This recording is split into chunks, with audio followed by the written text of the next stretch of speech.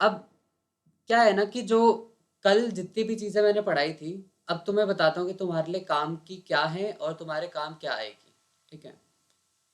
जो ये हमने ग्राफ पढ़ा ना, ये ग्राफ तुम्हारे आगे जितने भी एग्जाम्स है, जेई मेंस में, जो एआई ट्रिपल बोलते थे पहले, जो एनआईटीज वगैरह में एडमिशन के लिए होता है, मतलब इंडिया में मैक्सिमम नंबर ऑफ कॉलेजेस में एडमिशन के लिए जेई मेन चाहिए होता है।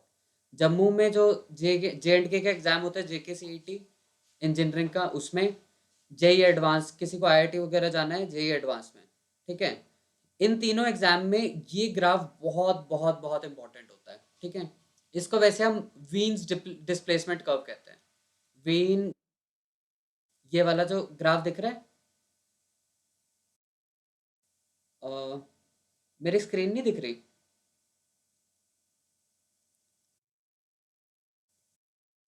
एक मिनट नवदीप, आपको दिखेगी अभी।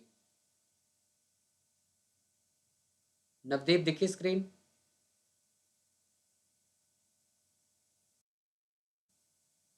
वेट, अब देखी?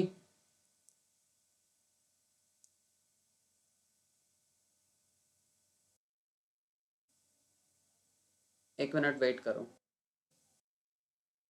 ओके।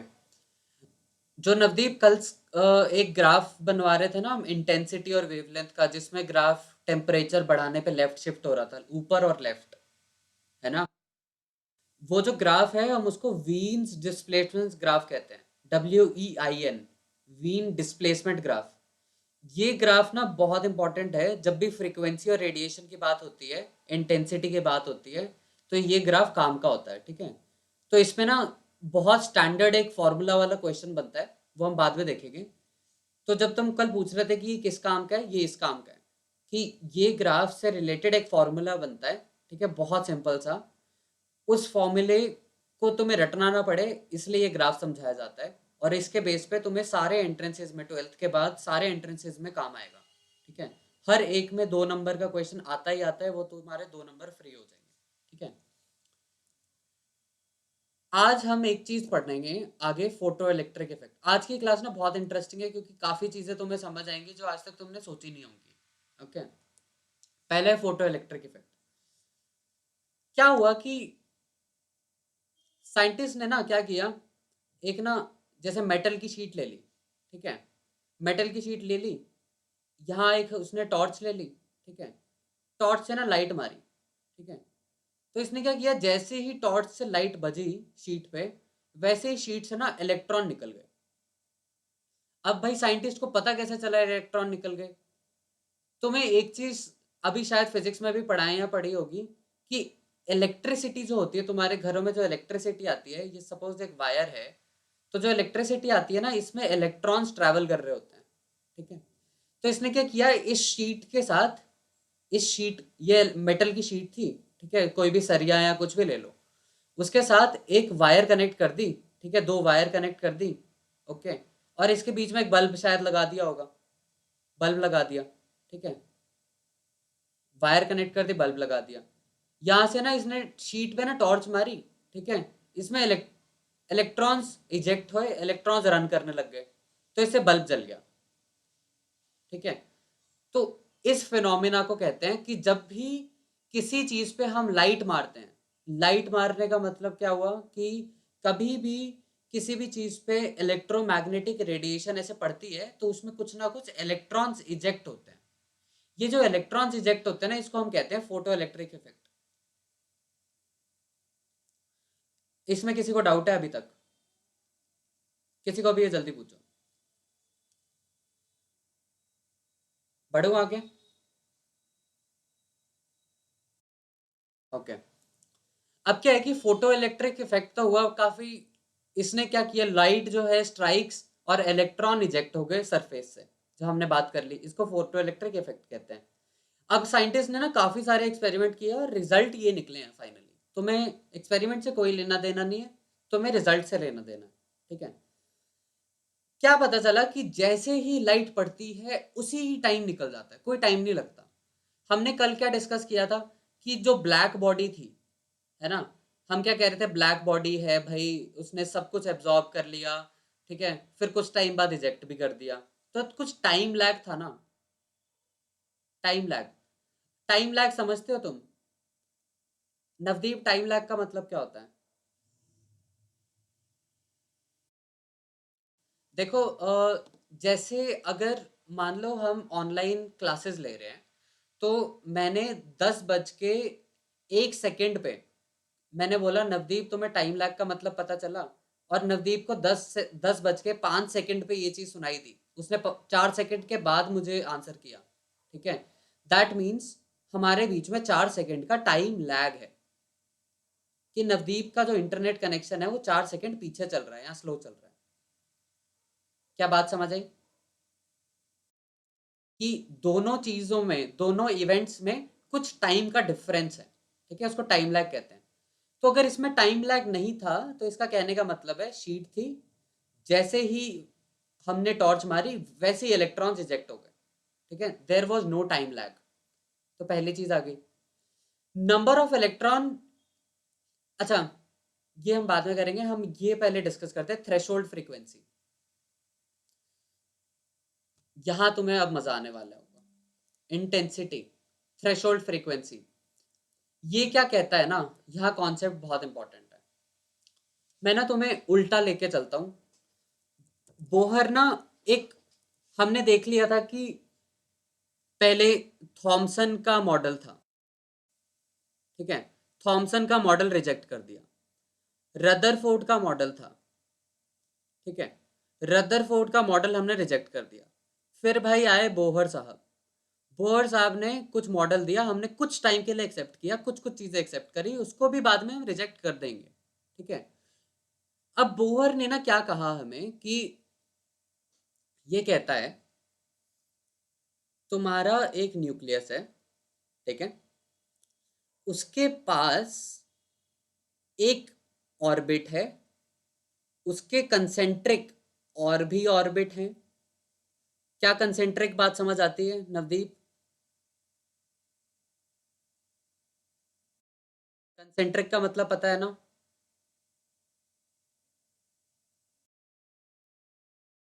हाँ हाँ हाँ, ठीक है, कंसेंट्रिक सर्कल्स, एग्जैक्टली।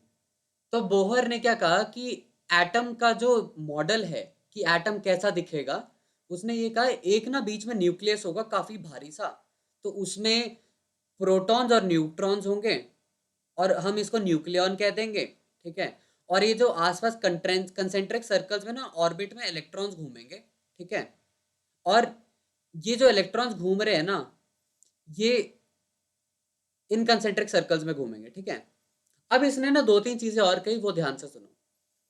इसने बोला कि या तो इलेक्ट्रॉन ये अंदर वाले ऑर्बिट में घूमेगा, ऑर्बिट 1, ठीक है, या तो ये बीच वाले में घूमेगा, सपोज ऑर्बिट 2, या तो तीसरे वाले में घूमेगा, ऑर्बिट 3। ठीक है, तो इसका कहने का ये मतलब है कि ऐसा कभी नहीं हो सकता कि इलेक्ट्रॉन ऑर्बिट 1 और 2 के बीच में हवा में घूमे। या तो 1 में घूमेगा, या 2 में, या 3 में, बीच में कहीं नहीं घूमेगा। बीच में एटम पूरा खाली पड़ा रहेगा। ठीक है, जैसे कि हमारे सोलर सिस्टम में होता है। सोलर सिस्टम में क्या होता है?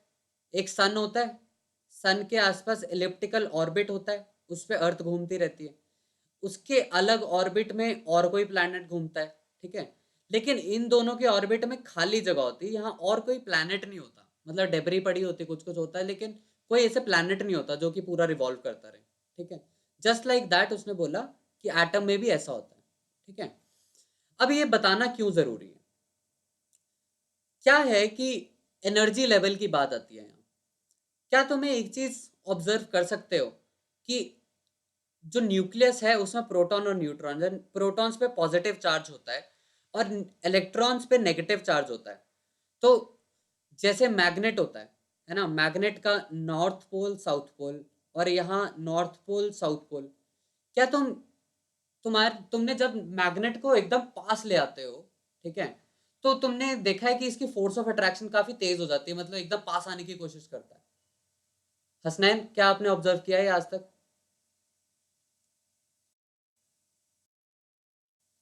तो उसी तरह अगर यहाँ पॉजिटिव और नेगेटिव चार्ज होता है, तो जितना पास होता है ना उसके बीच में जो फोर्स ऑफ अट्रैक्शन होती है वो उतनी ही ज्यादा तेज होती है। ठीक है, तो अगर इलेक्ट्रॉन फर्स्ट ऑर्बिट में है, ठीक है, फर्स्ट ऑर्बिट में गोल घूम रहा है, तब इलेक्ट्रॉन और न्यूक्लियस में जो प्रोटॉन है उसकी फोर्स ऑफ अट्रैक्शन ज्यादा होगी इन कंपैरिजन टू अगर इलेक्ट्रॉन सेकेंड ऑर्बिट में है, ठीक है, और प्रोटॉन न्यूक्लियस में है। तो इलेक्ट्रॉन अगर सेकेंड ऑर्बिट में है और प्रोटॉन के बीच में जितना डिस्टेंस है वो ज्यादा हो गया, तो फोर्स ऑफ अट्रैक्शन कम हो जाती है। क्या नवदीप, आपको ये बात समझ आती है? हाँ जी। ये इस तरह काम आता है कि ना, ये तुम्हारी अगर फोर्स ऑफ अट्रैक्शन फर्स्ट में ज्यादा है, सेकंड में उससे कम है, थर्ड में उससे भी कम है, तो क्या तुम्हें एक चीज पता है ना कि अगर मान लो तुम्हारे पास दो मैग्नेट है, ठीक है, तुम्हारा भाई एक मैग्नेट भाई जम्मू में लेके बैठा है और तुम्हारा दूसरा भाई जो है वो मैग्नेट ना श्रीनगर में लेके बैठा है, क्या उसके बीच में तुम्हें फोर्स ऑफ अट्रैक्शन फील होगा? नहीं होगा। ठीक है, इसी तरह कोई इलेक्ट्रॉन अगर इन्फिनिटी पे बैठा है, इन्फिनिटी का ये साइन होता है, ठीक है, अगर इन्फिनिटी पे बैठा है मतलब बहुत दूर बैठा है, तो इसके बीच में फोर्स ऑफ अट्रैक्शन कुछ नहीं होगा। ठीक है, तो हम बाय कन्वेंशन क्या कहते हैं कि फोर्स ऑफ अट्रैक्शन जहां जीरो होता है ना, अब लेवल ऑफ एनर्जीज की बात होती है, जो इलेक्ट्रॉन फ्री फ्रॉम अट्रैक्शन हो, जो इन्फिनिटी पे है, उसका हम बोलते हैं वो मैक्सिमम एनर्जी पे है, मैक्स एनर्जी। और जो इलेक्ट्रॉन सबसे ज्यादा फोर्स ऑफ अट्रैक्शन के साथ न्यूट्रॉन प्रोटॉन के साथ जुड़ा हुआ है, हम बोलते हैं उसके पास मिनिमम एनर्जी है।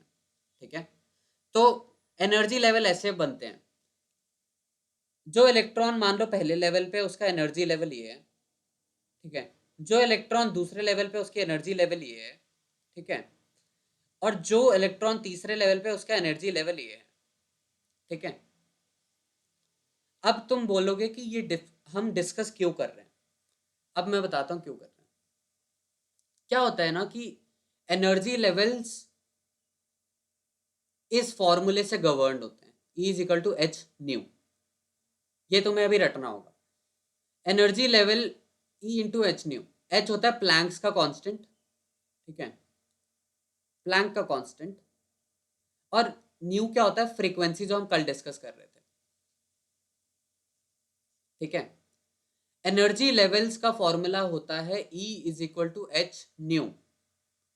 एच होता है प्लैंक कांस्टेंट, न्यू होता है फ्रीक्वेंसी। ठीक है, तो मेरे कहने का इसमें मतलब क्या है, मान लो ये तीन एनर्जी लेवल है, ठीक है, इसके बीच में इसकी एनर्जी E1 है पहले लेवल की, दूसरे लेवल का एनर्जी लेवल E2 है, तीसरे का E3 है।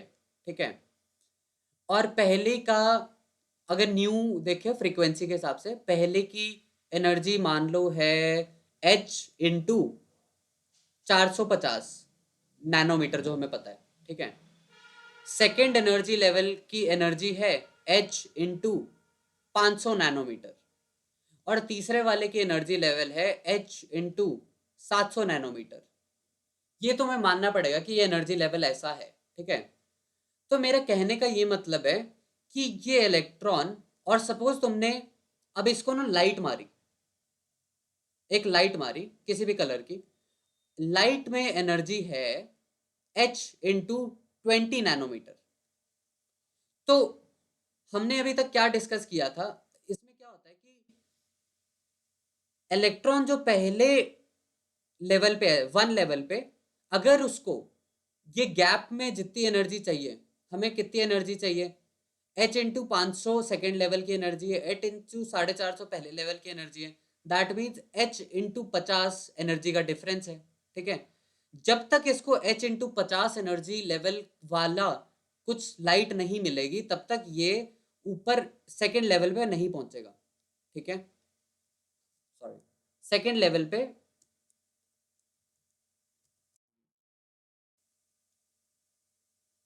वेट वेट,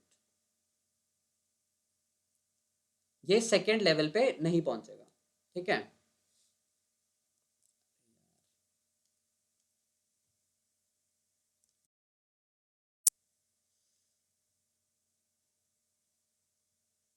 सेकंड लेवल पे नहीं पहुंचेगा, ठीक है। तो कहने का ये मतलब है कि अगर तुमने इसको h/20 एनर्जी दी तो इसकी टोटल एनर्जी कितनी होगी, h/450 पहले थी, 20 और जुड़ गई, h/470 हो गई, यहां तक कुछ पहुंचेगा हवा में, ठीक है। h/500 सेकेंड लेवल की वहां तक तो पहुंच नहीं पाया, 470 है, तो ये वापस यही उड़ के आ जाएगा, ठीक है। तो ये वाली एनर्जी ये एब्जॉर्ब ही नहीं करेगा, ये एब्जॉर्ब एनर्जी तभी करेगा जबकि उसका डिफरेंस उतना तो एटलीस्ट हो कि वो दूसरे लेवल पे जा पाए, ठीक है। क्या ये बात समझ आई?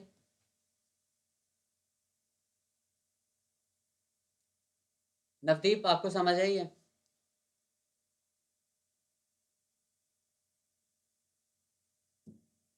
आसमा? ओके, वापस समझाता हूँ। क्या होता है कि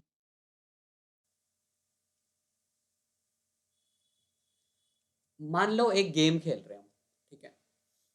एक गेम है कि एनर्जी, मैंने बोला कि 450 कुछ एनर्जी होती है, ठीक है। एच इस हिसाब की कोई एनर्जी है, ठीक है। जैसे तुम्हें पता है एनर्जी 400 हो सकती है, 500 यूनिट को भी 400 यूनिट, 500 यूनिट, वैसे ही मैं बोल रहा हूँ 450 एच यूनिट्स एनर्जी है, ठीक है। इस गेम में पहला एनर्जी लेवल है, इसमें टोटल एनर्जी लेवल, इस पे जितने इलेक्ट्रॉन्स है उनमें हर एक इलेक्ट्रॉन में एनर्जी है 450 एच यूनिट्स, ठीक है।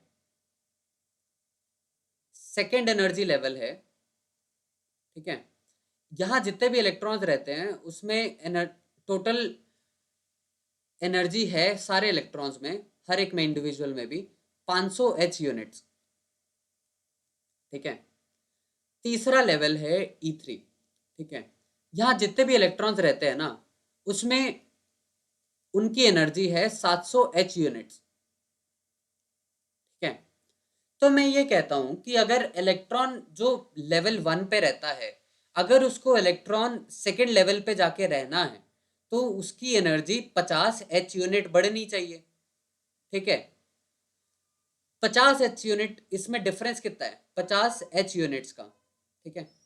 तो अगर मैं इस इलेक्ट्रॉन को सिर्फ 10 एच यूनिट प्रोवाइड करता हूं तो आसमा मुझे बताओ क्या ये इलेक्ट्रॉन जंप करके सेकेंड लेवल पे जा सकता है कि नहीं?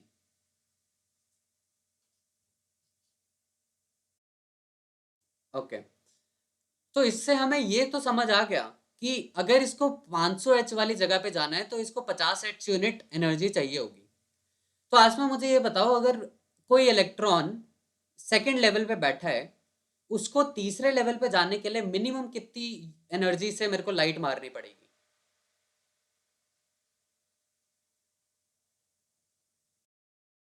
ओके, अच्छा, हसनैन आपके लिए क्वेश्चन है। अगर कोई इलेक्ट्रॉन लेवल 1 पे बैठा हुआ है, उसको सीधा लाइट मार के तीसरे लेवल पे मेरे को पहुंचाना है, तो मेरे को कितने कितनी लाइट कितनी लाइट मारनी पड़ेगी, क्या एनर्जी होनी चाहिए लाइट की? परफेक्ट, ठीक है। तो तुम्हें ये तो समझ आ गया कि इतने एच यूनिट एनर्जी चाहिए होती है तभी जाके ये जंप करता है, ठीक है। यहां से यहां या यहां से यहां, ठीक है। वैसे ही अब हम डिस्कस करते हैं एक कॉन्सेप्ट। कॉन्सेप्ट होता है फोटॉन्स का। हम अब दोनों थ्योरीज को कंबाइन करेंगे इस थ्योरी के बाद। जो तुम्हारी सन की रेज आती हैं या तुम्हारी टॉर्च की रेज आती हैं, ये लाइट आती है, ठीक है। ये ना लाइट, भाई साइंटिस्ट ने बोला काफी रिसर्च के बाद कि ये लाइट्स ना पैकेट्स ऑफ एनर्जी में आती है, पैकेट्स ऑफ एनर्जी, ठीक है। पैकेट्स ऑफ एनर्जी को हम कहते हैं फोटॉन्स। मतलब वापस समझो, लाइट आई तो लाइट ये बोल रहा है कि बहुत सारे छोटे छोटे छोटे छोटे पैकेट्स एनर्जी के बना सकते हैं हम, ठीक है। ये पैकेट अलग अलग आते हैं और ये जुड़ते ऐसे जुड़े हुए होते हैं, ठीक है। तो मान लो इतने एरिया में लाइट आ रही है, ठीक है, इतने एरिया में ऊपर से लाइट आ रही है, तो ये बहुत सारे छोटे छोटे छोटे छोटे फोटॉन्स हैं, यूनिट्स ऑफ एनर्जी, इससे लाइट बनी हुई है। क्या इतनी सी बात समझ आती है?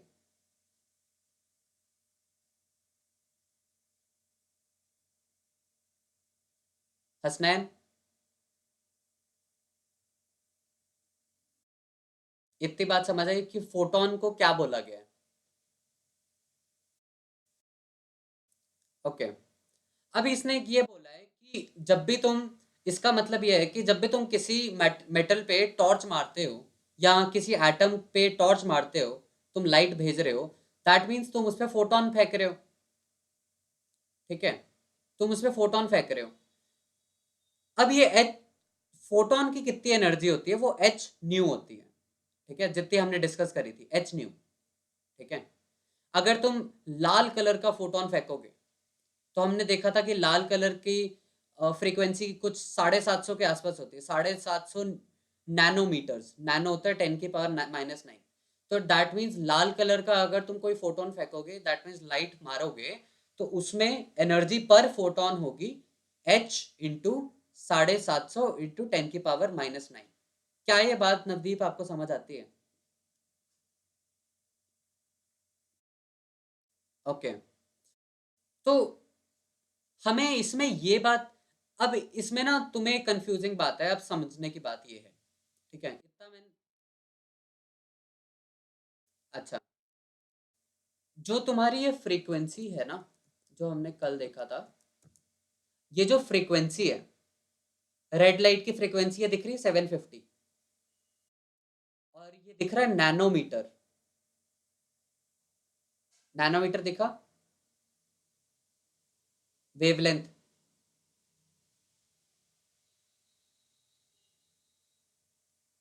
दिखा कि नहीं? ओके, तो जैसे तुम्हें पता है ना कि एक मीटर में 1000 मिलीमीटर होते हैं, ये पता है? वैसे ही एक मीटर में 10⁹ नैनोमीटर होते हैं। ठीक है, अरे नहीं, एक मीटर में 10⁹ नैनोमीटर होते हैं। तो एक नैनोमीटर में कितने मीटर हुए? 10⁻⁹ सही बात है। तो वैसे ही अगर एक नैनोमीटर में 10⁻⁹ मीटर हुए, तो 750 नैनोमीटर में कितने मीटर हुए? 750 इंटू 10⁻⁹ मीटर। सही है, पक्का? ओके, तो हमें इसमें यह पता चला कि इतनी, जो एक फोटोन है उसमें इतनी एनर्जी होगी। ठीक है, अब क्या है कि हमने डिस्कस किया, ये जो लाइट है, ठीक है, ये जो लाइट है उसमें मान लो 10 फोटोन फेंके, तो हमारे पास इंडिविजुअल जो फोटोन है उसकी एनर्जी है 750 नैनोमीटर सपोज इंटू एच। अभी मैं 10⁻⁹ नहीं लिख रहा, लिखने में लंबा लिखेगा इसलिए। 750 एच अगर एनर्जी है, ठीक है, एक फोटोन की, हमारी जो लाइट मारी टॉर्च ने, उसने 10 फोटोन फेंके, तो टोटल एनर्जी क्या होगी? 10 इंटू जो एक फोटोन की एनर्जी थी। आसमा, ये बात समझ आई?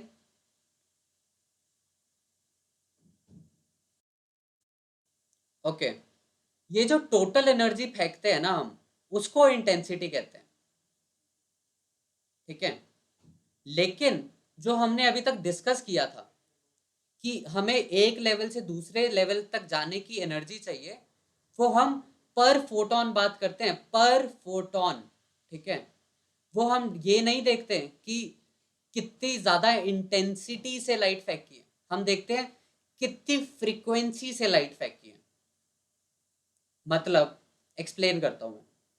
अगर मान लो आसमा, आपने आज 5 एच एनर्जी के इस पे एक फोटोन फेंका, ठीक है, हमें पता है कि इसको क्रॉस करने के लिए, बैरियर क्रॉस करने के लिए 50 एच का फोटोन चाहिए। ठीक है, हमें कितना चाहिए? 50 एच का फोटोन। 5 एच का मारा, इलेक्ट्रॉन लेवल 2 पे नहीं जा पाया। ठीक है, तो तुम बोलोगे अच्छा सर, मैं ऐसा करती हूँ, मैं 10 फोटोन फेंक देती हूँ 5-5 एच के। ठीक है, तब तो 50 एच हो गया। तो ये क्या है, 50 एच, ये जो आपने 10 फोटोन फेंके, ये टोटल इंटेंसिटी है।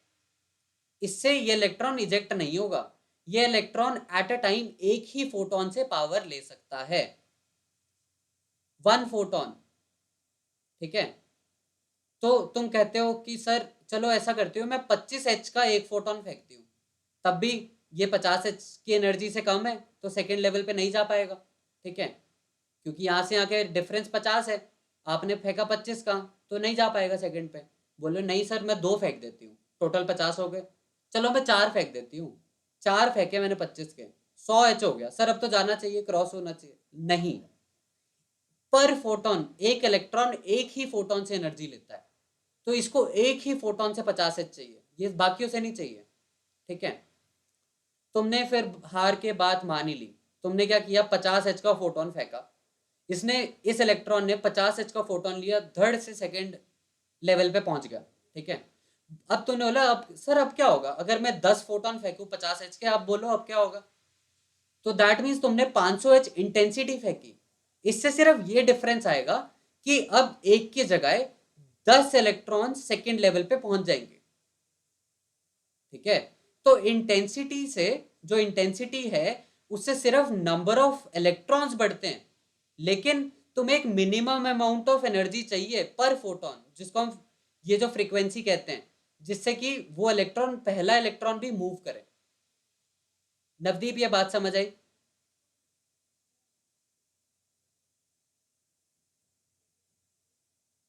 नवदीप ये बात समझ आई? ओके। हसनैन बात समझ आई? अच्छा, आयुष आपके लिए क्वेश्चन है मेरे पास, सारे ध्यान से देखना और अपनी ये कॉपी में बनाओ। ये पहला एनर्जी लेवल है 400 H एनर्जी का, ठीक है। ये सेकेंड एनर्जी लेवल है, ये पहला एनर्जी लेवल, ये सेकेंड एनर्जी लेवल, ये 600 H एनर्जी का है। ये तीसरा एनर्जी लेवल है, ये 700 H एनर्जी का है।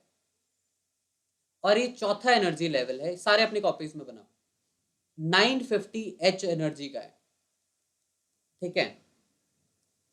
अब ये मान लो कि पहले वाले लेवल पे अनलिमिटेड अमाउंट ऑफ इलेक्ट्रॉन्स पड़े हैं, ठीक है। पहला क्वेश्चन सबने सॉल्व करना है, किसी से भी पूछ सकता हूं।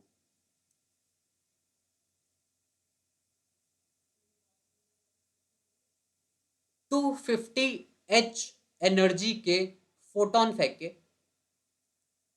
Total intensity of energy, total intensity है 2500 H, टोटल इंटेंसिटी। तुमने मेरे को बताना है कितने इलेक्ट्रॉन्स इजेक्ट होके कौन सी लेवल में जाएंगे।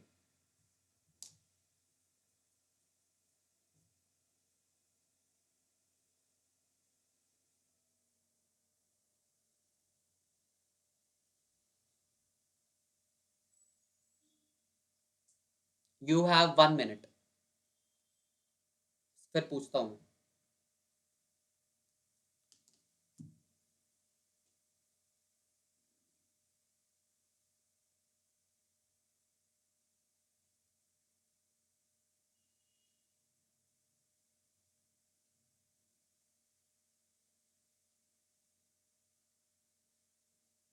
अच्छा, आयुष आप आंसर दो, आपका आंसर लिखते हैं।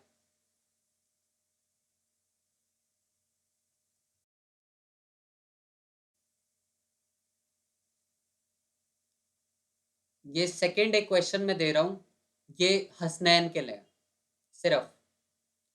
मैंने 300 H एनर्जी के फोटोन फेंके, और मैंने 3600 H इंटेंसिटी है पूरे उसकी। तुम्हें इससे पता चलता है कि 12 फोटोन मतलब फेंके होंगे टोटल।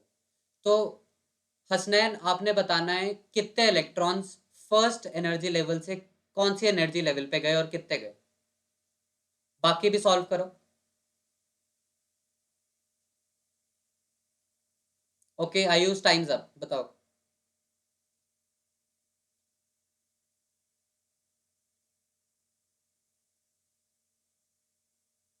आयुष,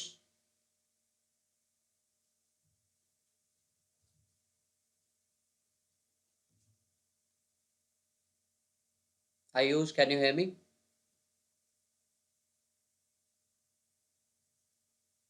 ओके, नवदीप आप बताओ।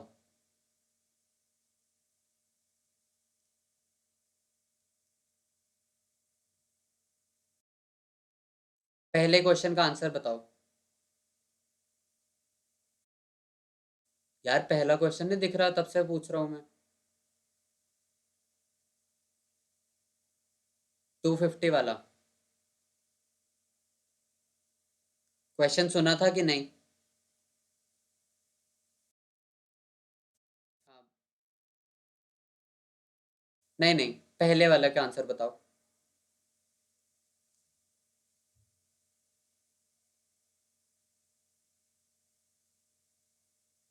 आता है कि नहीं?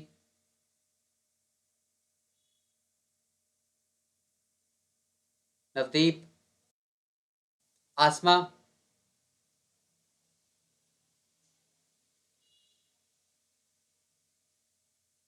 आसमा, क्या?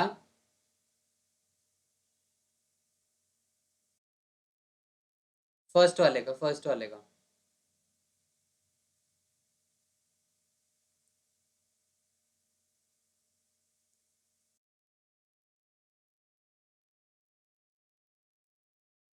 हम्म,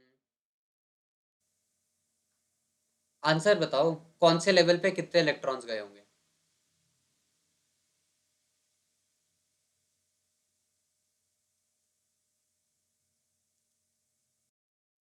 ओके, कौन बचा? हसनैन।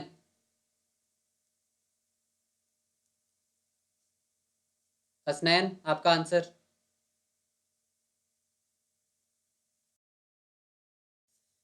देखो, एक और इसके बाद क्वेश्चन दूंगा, पहले ये ध्यान से देखो। पहले से दूसरे एनर्जी लेवल तक जाने के लिए डिफरेंस कितना है? 200 एच का। दूसरे से तीसरे तक जाने के लिए डिफरेंस कितना है? 100 एच का। और तीसरे से चौथे पे जाने का डिफरेंस कितना है? 250 एच का। ओके, तो अगर मैंने 250 एच फोटोन दिया है, तो दैट मीन्स एक फोटोन एक ही इलेक्ट्रॉन एब्जॉर्ब कर सकता है। अगर हमें लेवल 1 से लेवल 2 तक जाने के लिए 200 एच चाहिए टोटल, हमारे पास तो 250 एच है। दैट मीन्स इसमें से 250 में से एटलीस्ट 200 तो लेके इजीली जा सकता है, फर्स्ट बैरियर सेकंड वाले को क्रॉस कर सकता है, तो वो यहाँ जाके रुक जाएगा। ठीक है, क्योंकि इसमें एटलीस्ट 250 का दे रहे हो ना तुम, 250 एच दे रहे हो ना, तो 200 एच तो है ही 250 में, तो 250 लेके यहाँ रुक जाएगा। ठीक है, और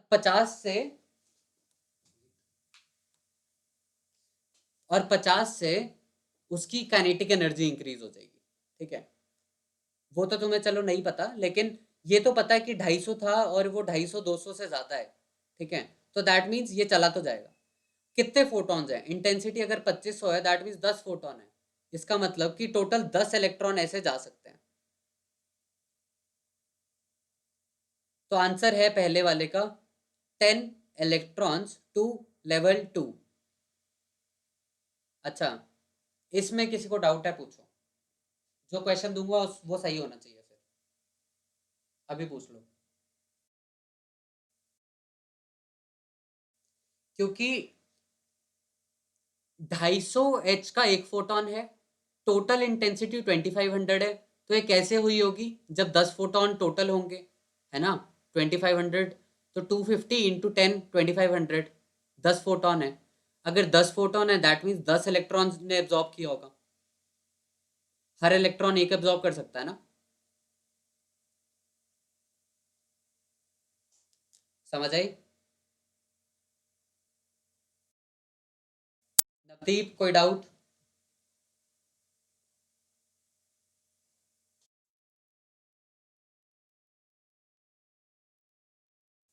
ओके, हमने क्या बोला कि एक जो फोटोन है, एक फोटोन को एक ही इलेक्ट्रॉन एब्जॉर्ब कर सकता है एनर्जी। क्या इतनी बात नवदीप आपको क्लियर थी? अच्छा, एक फोटोन की एनर्जी कितनी है? 250 एच। टोटल एनर्जी कितनी है? 2500 एच। तो टोटल नंबर ऑफ फोटॉन्स कितने हुए? 2500 H by 250 H, 10 फोटोन हो गए। अब 10 फोटोन है तो दैट मीन्स 10 इलेक्ट्रॉन 10 फोटोन को टोटल एब्जॉर्ब कर सकते हैं ना। ओके, हसनैन कोई डाउट? ओके, अब ये जो सेकंड क्वेश्चन हसनैन के लिए दिया हुआ था, 300 H का फोटोन है, टोटल इंटेंसिटी 3600 H है, कौन से लेवल तक जा सकते हैं, कितने इलेक्ट्रॉन? सारे सॉल्व करो, यू हैव 1 मिनट।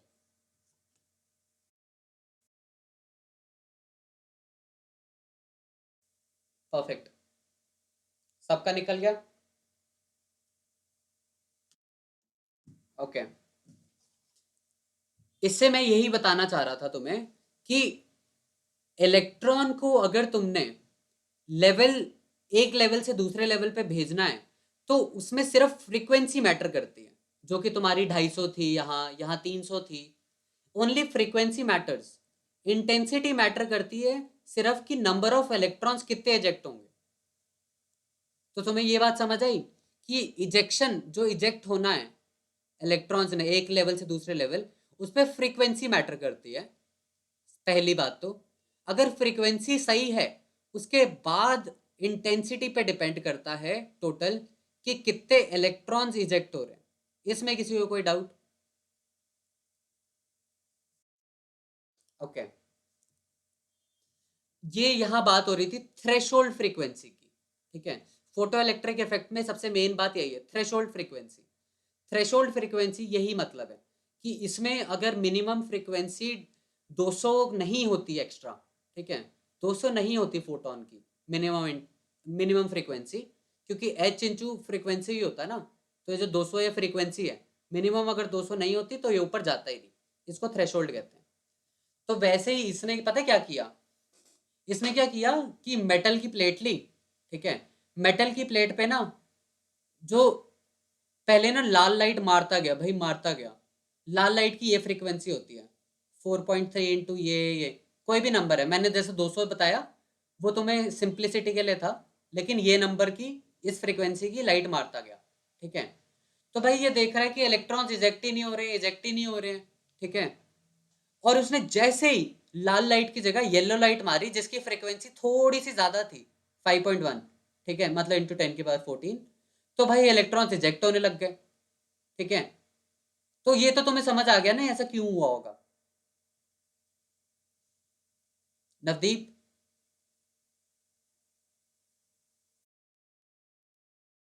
ओके, जैसे हमने देखा था उसका गैप कितना था, 200, है ना। तो अगर हम मान लो 190 भी देते रहते, 190 के हमने फोटॉन भेजे और टोटल इंटेंसिटी 190, 0,0,0,0 इतनी एनर्जी है, ठीक है, तो क्या कोई भी इलेक्ट्रॉन इजेक्ट होगा?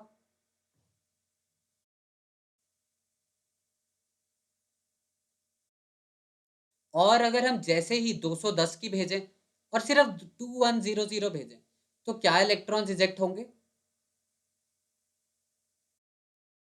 वैसे ही ये रेड लाइट की इंटेंसिटी देखो, रेड लाइट की फ्रीक्वेंसी, फ्रीक्वेंसी का यूनिट होता है हर्ट्ज, रेड लाइट की फ्रीक्वेंसी थोड़ी सी कम थी, ठीक है, तो इसमें इजेक्ट ही नहीं हो रहे थे, कोई इजेक्ट ही नहीं हो रहा, ठीक है। येलो लाइट यूज करी जिसकी फ्रीक्वेंसी थोड़ी ज्यादा होती है, ठीक है, तो इसमें इजेक्ट होने लग गए।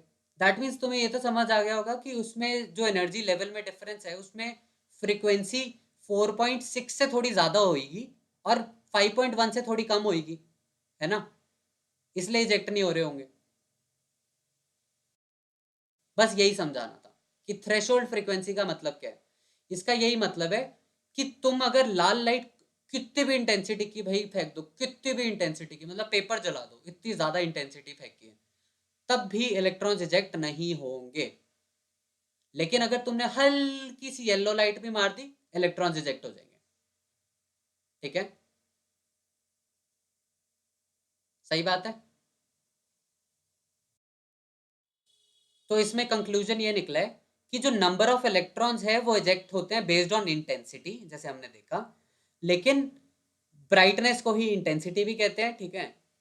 जो काइनेटिक एनर्जी होती है, ये मैंने तुम्हें अभी बताया नहीं, काइनेटिक एनर्जी जो होती है वो बेस्ड ऑन इंटेंसिटी नहीं होती है, तो तुमने यहाँ पिछले वाले में देखा होगा कि मैंने तुम्हें 250 H वाला फोटोन दिया, ठीक है। मैंने तुम्हें गैप कितना था, 200 H, ठीक है। लेकिन मैंने तुम्हें फोटोन कितने वाला मारा, फोटोन मारा 250 H का। तो इसने 200 H लेके तो सेकेंड लेवल पे पहुंच गया, ठीक है।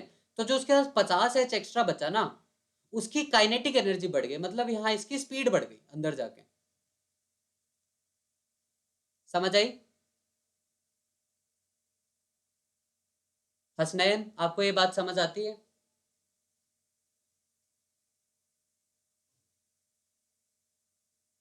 हसनैन?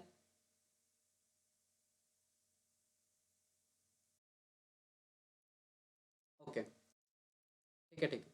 देखो, अगर मैं बोल रहा हूँ ये एनर्जी लेवल 1 है, एनर्जी लेवल 2 है, इसमें एनर्जी लेवल, इसकी एनर्जी है 100 H, इसकी है 300 H, ठीक है। इसमें डिफरेंस है 200 H, ठीक है। तुम्हें पता है पहली बात तो, मैंने अगर 190 H मारा तो यहाँ 190 H का फोटोन फेंका, तो यहाँ हमें 200 मिनिमम H का चाहिए। एक इलेक्ट्रॉन है, एक ही इलेक्ट्रॉन है और एक ही फोटोन फेंक रहा हूँ मैं। तो जब तक 190 H है तो इलेक्ट्रॉन इजेक्ट नहीं होगा, 1 से 2 नहीं जाएगा। मैंने 200 H फेंकी, ठीक है।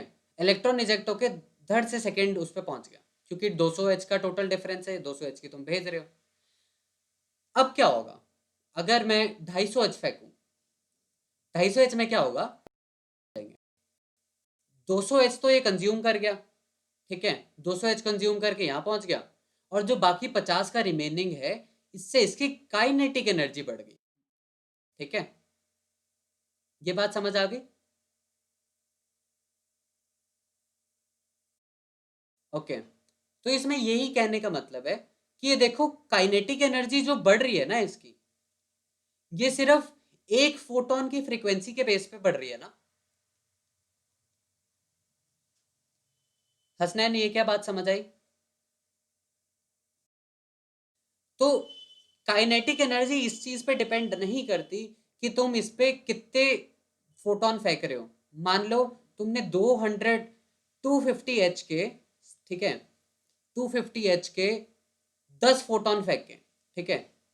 तो हसनैन, ये मुझे बताओ, एक इंडिविजुअल इलेक्ट्रॉन की काइनेटिक एनर्जी इसमें कितनी बड़ी होगी, इंडिविजुअल इलेक्ट्रॉन की?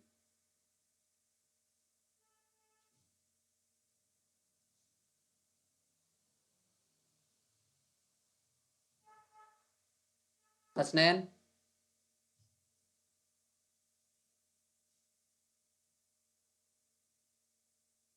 ओके, नवदीप आप बताओ, अगर मैंने 250 H एनर्जी के फोटोन फेंके, ठीक है, गैप 200 H है, और मैंने 10 फोटोन फेंके, मतलब कि टोटल इंटेंसिटी 2500 H है, ठीक है, इतनी सारी एनर्जी। तो एक इलेक्ट्रॉन की काइनेटिक एनर्जी कितनी इंक्रीज होगी?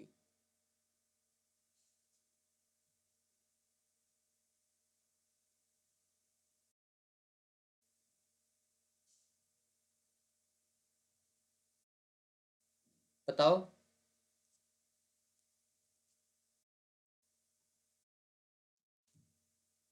आसमा, आप बताओ।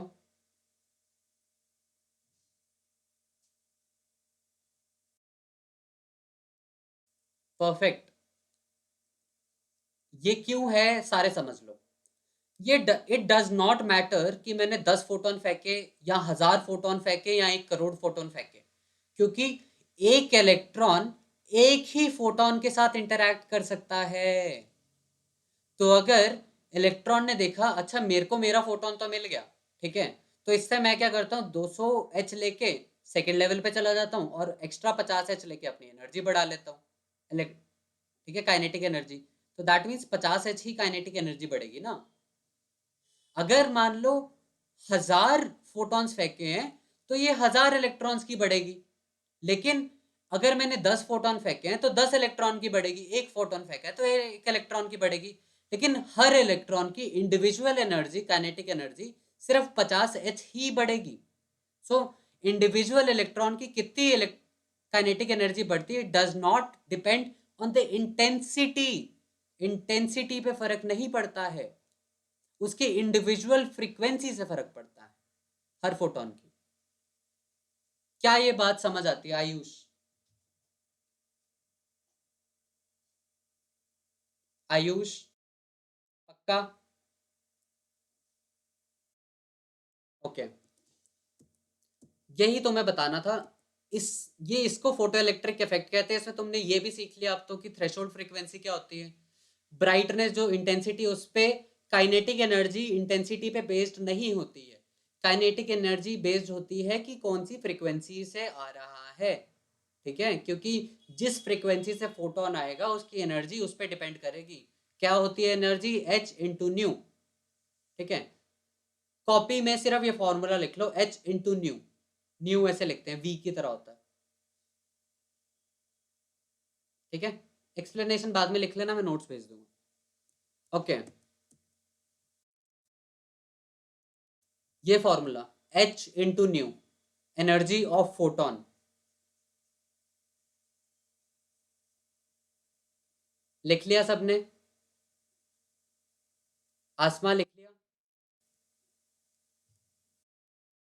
ओके, हमने ये डिस्कस कर लिया kinetic energy based on frequency of photon, intensity of photon पे नहीं। ठीक है, अब क्या है कि अब ये आइंस्टाइन तो तुमने बहुत सुना होगा, लेकिन आइंस्टाइन के बारे में आज तक कुछ पढ़ा नहीं है। बस यही पता है कि आइंस्टाइन ये था, आइंस्टाइन वो था, ये करता था, वो करता था, बहुत बहुत इंटेलिजेंट था। फिर पेरेंट्स भी तुम्हें कह देते हैं भाई तुम आइंस्टाइन के जैसे क्यों नहीं हो, पढ़ते क्यों नहीं हो, है ना? तो आइंस्टाइन ने, जो हमने अभी तक डिस्कस किया, ये थ्योरी दी थी। जो फोटॉन्स के बारे में हमने बात कर ली। फोटोन क्या होते हैं? They are just packets of energy. ठीक है, और हमने ये भी बात कर ली कि फोटोन क्या है? इलेक्ट्रॉन पे स्ट्राइक करते हैं, स्ट्राइक इलेक्ट्रॉन। तो ये फॉर्मूला बन के आता है। ये क्या है? ये फोटोन की एनर्जी है। हमने क्या डिस्कस किया था? फोटोन की एनर्जी होती है एच न्यू। सही बात है। ठीक है, और ये जो लेवल्स है ना, लेवल 1, लेवल 2, लेवल 3, लेवल 4, जो हमने ये डिस्कस किया था ना कि थ्रेशोल्ड फ्रीक्वेंसी, थ्रेशोल्ड फ्रीक्वेंसी जो यहाँ दिखाया था मैंने तुम्हें, ये थ्रेशोल्ड फ्रीक्वेंसी जो हमने देखा था कि मिनिमम इतनी होनी चाहिए तभी वो ऊपर वाले लेवल पे जा सकता है, नहीं तो नहीं जा पाएगा, है ना? तो इस थ्रेशोल्ड फ्रीक्वेंसी को इसने न्यू नॉट से डिनोट किया। सही है? तो ये हमने समझना ऐसे है, ये लेवल 1, लेवल 2। ठीक है, एक मिनट गाइस, मेरे को चार्जिंग ऑन करने दो। I will be back.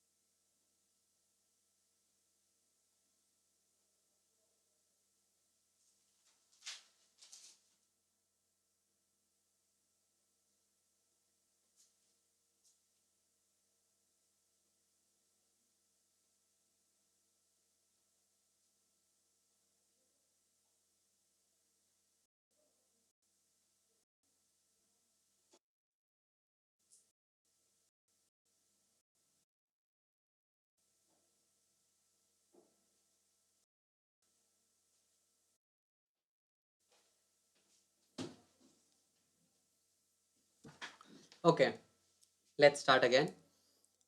तो हमने ये देख लिया था कि पहले लेवल की एनर्जी कुछ है, सपोज एच, सॉरी, पहले लेवल की एनर्जी हो गई एच न्यू वन, ठीक है, सपोज।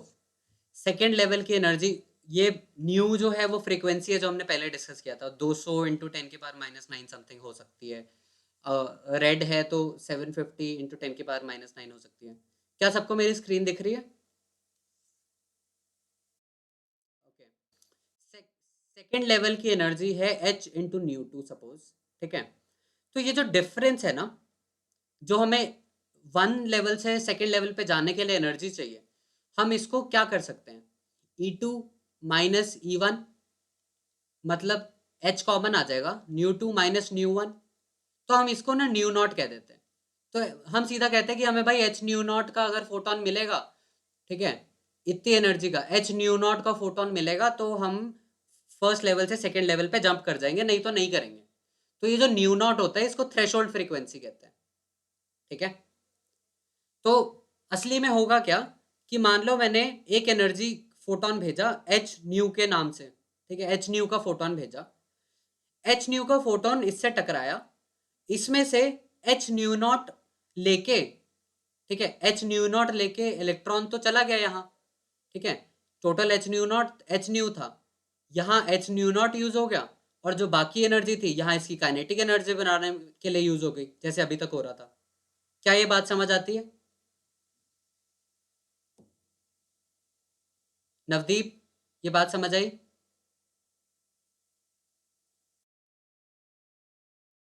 ओके, वापस बताता हूँ। पहला energy level suppose H nu one था, ये समझ आ गया एच न्यू वन कैसे लिखा है? बताओ।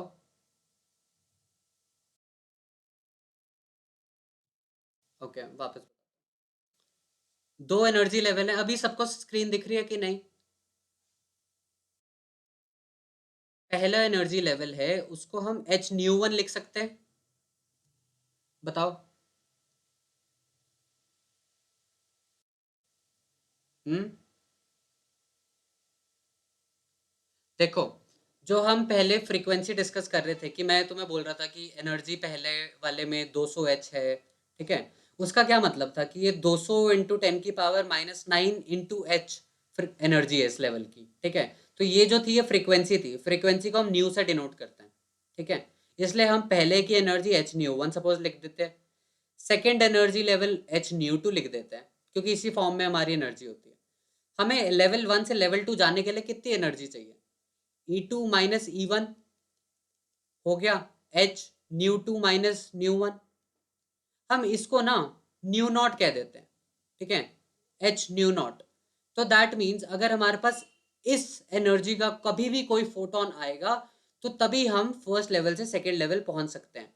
तो ये हमारी न्यू नॉट जो है वो थ्रेशोल्ड फ्रीक्वेंसी है। क्या ये बात समझ आई हसनैन आपको? ओके, अब ये तो समझ आ गया, ठीक है। मान लो मैंने एक फोटोन फेंका एच न्यू एनर्जी का, तो क्या तुम ये देख सकते हो इलेक्ट्रॉन ने फोटोन लिया, एच न्यू नॉट एनर्जी यहाँ स्पेंड कर दी, ऊपर सेकेंड लेवल पे पहुंच गया, ठीक है, फिर यहाँ जाके अपनी बाकी जो एनर्जी बची थी उससे अपनी काइनेटिक एनर्जी बढ़ा ली। हसनैन, क्या बात आपको ये समझ आती है?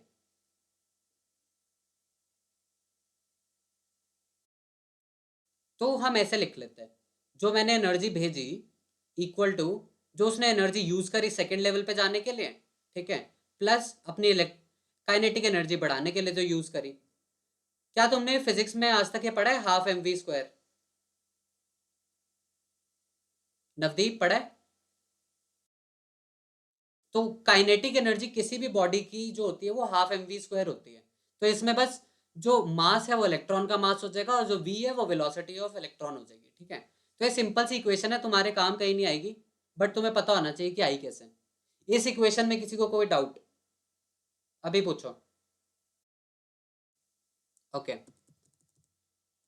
आइंस्टाइन ने ये बोला था, ये हो गया, ठीक है। अब क्या है कि अब बहुत इंपॉर्टेंट टॉपिक आते हैं। ये बोलता है, आज तक तुमने शायद ना सुना हो, कि जो लाइट है ना, लाइट लाइट एक वेव भी है और लाइट एक पार्टिकल भी है।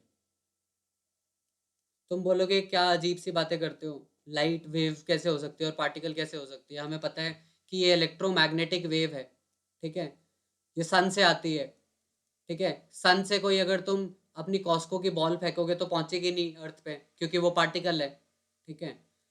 तो लेकिन लाइट आ जाती है, दैट मीन्स वो इलेक्ट्रोमैग्नेटिक वेव है, इसलिए अर्थ तक पहुंच पाती है। तो तुम क्यों कह रहे हो कि ये पार्टिकल है? ठीक है, तो इससे एक चीज सोच के देखो, ये बोलता कि ऐसे सोचो कि अगर कोई चीज वेव होती, ठीक है, इलेक्ट्रोमैग्नेटिक वेव है, दैट मीन्स इसका कोई मीडियम नहीं है, कुछ नहीं है, तो ये इलेक्ट्रॉन से जाके अगर कोई चीज टकरा रही है, टकराई ना, फोटोन गया, फोटोन क्या है, एक इलेक्ट्रोमैग्नेटिक वेव है, ये इलेक्ट्रॉन से टकराया। अगर यहाँ एक बास्केटबॉल पड़ी है, ठीक है, तो यहाँ एक कॉस्को की बॉल पड़ी है, तो कॉस्को की बॉल तो तभी बास्केटबॉल से टकराएगी ना अगर दोनों ही पार्टिकल है। क्या नवदीप ये बात समझ आई आपको?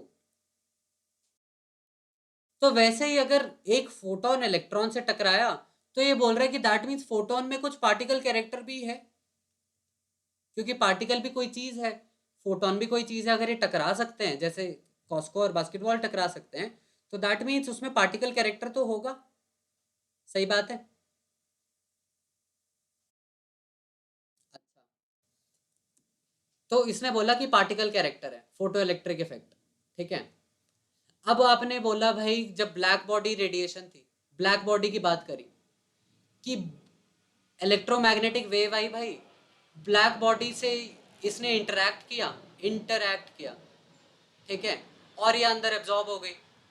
तो जब तुम्हें तो पता ही है, कॉस्को की बॉल थी और बास्केटबॉल की बॉल थी, इंटरैक्शन होता है, तो इंटरैक्शन किस किस के बीच में होता है? पार्टिकल्स के बीच में होता है ना। सही बात है कि नहीं? तो ये बोल रहा है कि ब्लैक बॉडी से और फोटो इलेक्ट्रिक इफेक्ट से, ब्लैक बॉडी से और फोटो इलेक्ट्रिक इफेक्ट से हमें पता चल जाता है कि अगर जो भी चीज किसी पार्टिकल या अगर इंटरेक्शन है, दैट मीन्स उसमें पार्टिकल की प्रॉपर्टी है, दैट मीन्स लाइट एक पार्टिकल भी है।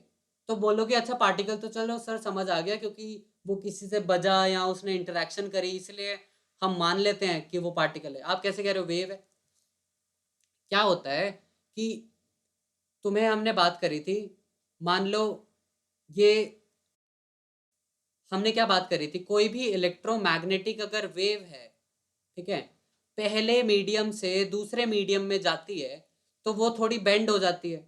हमने देखा था कि जैसे वाइट लाइट गई, प्रिज्म में गई, ठीक है, एयर से ग्लास में गई, एयर से ग्लास में गई, मीडियम चेंज हुआ, तो जो सबसे छोटी वेवलेंथ वाला था वायलेट, वो सबसे ज्यादा बेंड हो गया, है ना। सबसे बड़ी वेवलेंथ वाला रेड था, वो कम बेंड हुआ, ठीक है, लेकिन बेंड तो हुआ।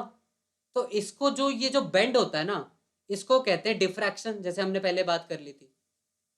इसमें किसी को कोई डाउट है? ओके, तो इससे तो हमें ये समझ आ गया कि डिफ्रैक्शन जो है वो वेव की प्रॉपर्टी है ना। पहले ही मैक्सवेल ने थ्योरी दी थी कि जब भी डिफ्रैक्शन होगा वो वेव का ही हो सकता है। तो हमारे ये पॉइंट भी प्रूव हो गया। अच्छा, लाइट तो बेंड भी होती है, कि बेंड होती है, तुम्हें कैसे पता बेंड होती है?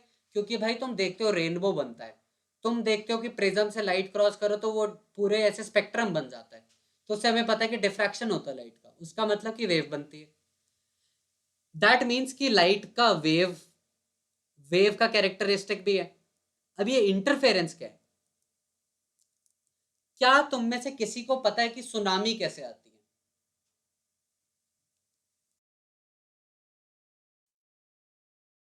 हाँ जी, उससे क्या होता है?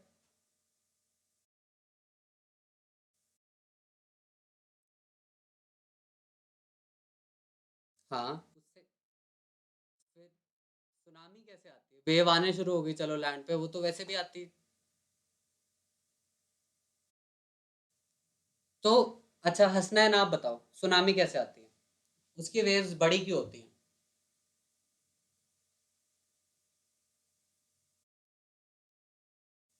आसमा,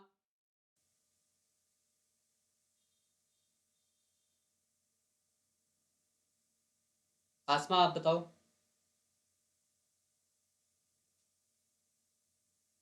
ओके आयुष आप?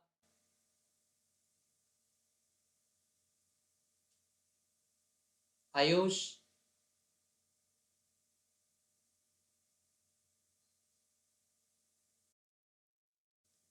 सुना? अच्छा, मैं बताता हूँ। इससे हम वेव कैरेक्टर बताते हैं। मान लो तुम्हारी ना एक ये वेव है, ठीक है। अगर मान लो इसको मैंने एक और वेव से ऐड किया, ठीक है, एक और वेव से ऐड किया, तो देख रहे हो यहाँ पीक आ रही है, यहीं पीक आ रही है, यहाँ पीक आ रही है, यहीं पीक आ रही है, यहाँ पीक आ रही है, यहीं पीक आ रही है, यहाँ पीक आ रही है, यहीं पीक आ रही है। तो ये बन के ना ऐसी वेव बना लेंगे बड़ी, क्योंकि इन सबकी पीक्स ऐड हो गई। सपोज पीक 5 मीटर थी, इसकी भी 5 मीटर पीक है, ठीक है। तो ये ऐड होके ये 10 मीटर की पीक बना लेगी। क्या ये बात समझ आई? लेकिन एक और सिनेरियो लो, ये तुम्हारी वेव है, ठीक है। मैंने ना दूसरी एक वेव ली,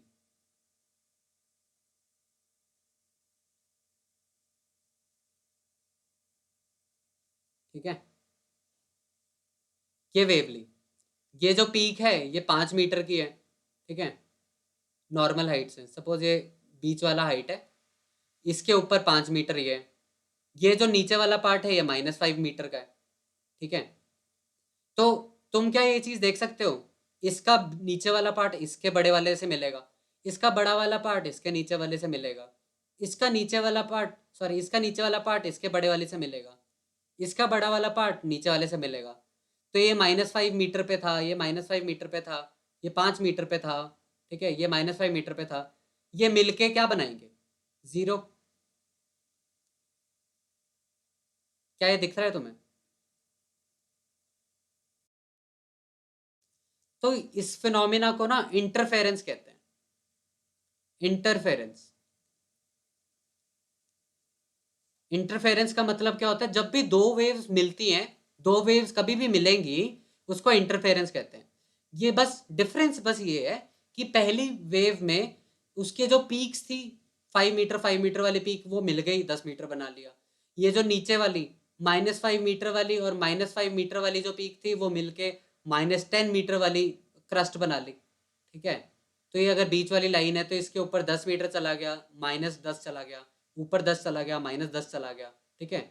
इसको कंस्ट्रक्टिव इंटरफेरेंस कहते हैं। कंस्ट्रक्टिव, जुड़ जाता है, मतलब सही से जुड़ रहा है। लेकिन जो ये वाली है, ये एक दूसरे को सिर्फ कैंसिल आउट ही कर रही है, किसी का फायदा नहीं करा रही। एक किसी का बड़ा पार्ट किसी को छोटे को कैंसिल आउट कर रहा है, किसी का छोटा किसी का बड़े को कैंसिल आउट कर रहा है। तो इसको हम कहते हैं डिस्ट्रक्टिव इंटरफेरेंस। लेकिन है दोनों इंटरफेरेंस ही। तो ये ऐसे ही कह रहा है इसीलिए कि लाइट भी इंटरफेरेंस करती है, कि ऐसे लाइट आ रही होगी तो दूसरी लाइट भी इससे जुड़ जाती है, वेव्स। तो ये सिर्फ वेव्स में हो सकता है, इसलिए इंटरफेरेंस शो करता है, इसलिए लाइट की वेव लाइक प्रॉपर्टी भी है। क्या इन दोनों चीजों में किसी को कोई डाउट है तो अभी पूछो।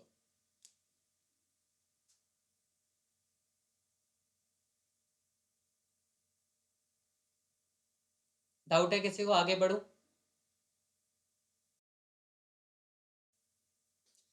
ये तुम एक नीचे स्टेटमेंट देखो, photon have momentum as well as wavelength. Navdeep, तुमने मोमेंटम पढ़ा है क्या? ओके। क्या होता है कि ये बोल रहा है एक फोटोन है जो, मतलब जो लाइट का पैकेट है, लाइट एनर्जी का जो पैकेट है, ये तो हमने बोल दिया कि लाइट जो है it consist of photons. Photon से जुड़े बहुत सारे फोटोन थे, ठीक है, फोटोन जुड़ते जुड़ते लाइट बन गई। तो दैट मीन्स कि अगर लाइट है तो लाइट में वेव, लाइट वेव शो भी करती है ना, और लाइट पार्टिकल भी है, ठीक है। दैट मीन्स फोटोन भी, फोटोन से ही तो लाइट बनी है, और अगर लाइट वेव भी है पार्टिकल भी है, दैट मीन्स फोटोन्स भी वेव भी है पार्टिकल भी है, ठीक है। कि जो फोटोन है वो वेव लाइक फॉर्म में भी होता है। और तुम्हें पता है कि अगर एक कॉस्को की बॉल है, वो v वेलोसिटी से जा रही है, तो हम कहते हैं कि इस पार्टिकल का, दैट मीन्स इस बॉल का मोमेंटम mv है। तो अगर बॉल का मोमेंटम हो सकता है, दैट मीन्स पार्टिकल का मोमेंटम है, दैट मीन्स फोटोन का भी कुछ मोमेंटम रहा होगा, क्योंकि ये भी पार्टिकल प्रॉपर्टी शो करता है। इसमें कोई डाउट किसी को? ओके, तो हमने देख लिया कि फोटोन भी मोमेंटम शो करता है। ठीक है, क्या टाइम हो गया?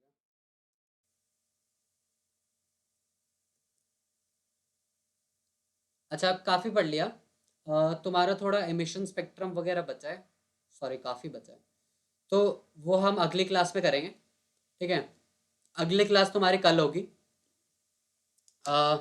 आज के लिए मैंने जितना पढ़ाया है ये फ़ायदेमंद ना तभी होगा